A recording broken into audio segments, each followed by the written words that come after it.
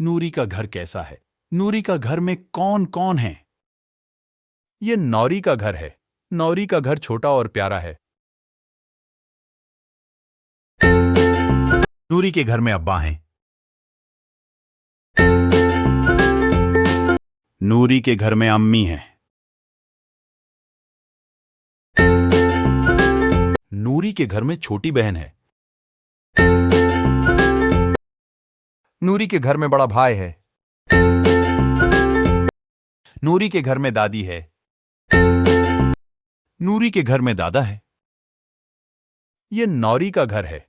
नौरी का घर छोटा और प्यारा है। नूरी के घर में अब्बा हैं। नूरी के घर में अम्मी हैं। नूरी के घर में छोटी बहन है। नूरी के घर में बड़ा भाई है।